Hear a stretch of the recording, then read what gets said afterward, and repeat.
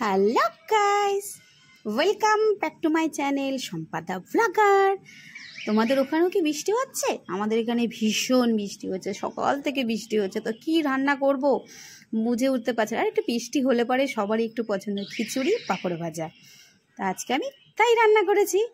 তার এটা ধোকাটা এনেছিলাম যেহেতু ভেবেছিলাম একটুখানি ভাত করব, ভাত আর ধোকা উচ্ছে আলু ভাজা করব। তো ভাবলাম যে না, চলো একটু খিচুড়ি খাওয়া যাক। ঠান্ডা ঠান্ডা বৃষ্টি বৃষ্টি পড়ছে, গরম গরম খিচুড়ি, জিভে জল চলে আসছে। তোমাদের জিভে জল চলে আসছে নিশ্চয়ই। চলো তোমরাও রাতে করে খেয়ে নেবে আমারটা দেখে। তো দেখো, ফার্স্ট আমি ভেজেছি পাঁপড়। তোমরা হয়তো ভাবছো যে পাঁপড়টা কেন ভাজলো।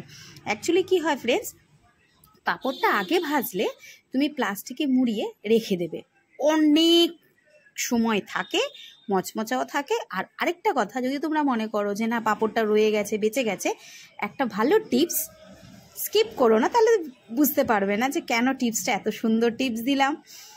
ফ্রিজে রেখে দেবে, দেখবে পাঁপড় মচমচে থাকবে, খুব সুন্দর পাঁপড় থাকবে।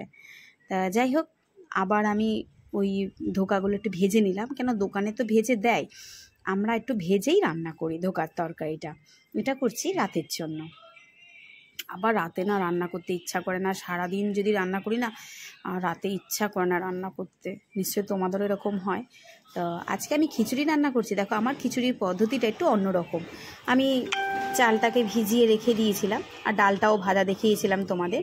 আর এটা মশলা কষাচ্ছি। মশলা কষানোর সময় আমি দেখো পাশের হাঁড়িতে আমার গরম জল, একটু নুন ফেলে দিয়েছি যাতে নুনটা বসে চালের মধ্যে। তারপরে আলু, ভাজা আলুগুলো, এটা খিচুড়ির আলু কিন্তু, তোমরা ভেবো না যে বাবা এত বড় বড় আলু, গলেই গেছে। আর একটু আলু ভেজে নিয়ে করলে ফ্রেন্ডস দেখবে আলু খুব সুন্দর থাকে আর নরম হয়ে যায়।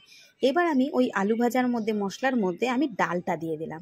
ডাল আলু একসাথে আমি মশলাটা কষালাম, তাহলে কি হলো, ডালের মধ্যেও মশলাটা ঢুকলো। এরপরে আমি দেব, দেখো, চালটা আমি দিয়ে দিলাম।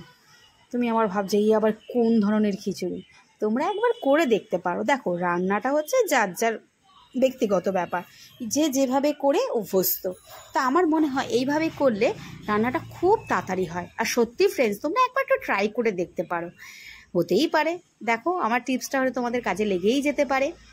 তারপর ভালো করে আমি নাড়বো যাতে চাল ডাল মশলাটা ওর মধ্যে বসে, ঠিক আছে।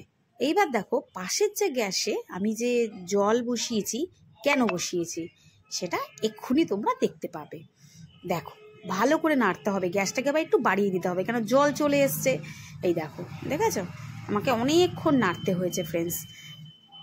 দেখো, এবার নিচের দিকে পড়ে থাকে না মশলাগুলো, তো ওগুলোকে নেড়ে ঠেড়ে ভালো মতন মশলাটাকে নেড়ে একটু জলটা শুকিয়ে যাবে, তাহলে টেস্টি হয়। দেখো, গ্যাসটা ফুল বাড়ানো। এ দেখো, অলরেডি জল এখানে গরম হয়েও গেছে, জলটাও গরম হয়ে গেল আমার। জলের মধ্যে একটু নুনও দিয়ে দিয়েছিলাম। তো যাই হোক, এবার আমি আস্তে আস্তে এই যে কড়াই থেকে ডাল চালগুলো আমি এর মধ্যে দিয়ে দেব।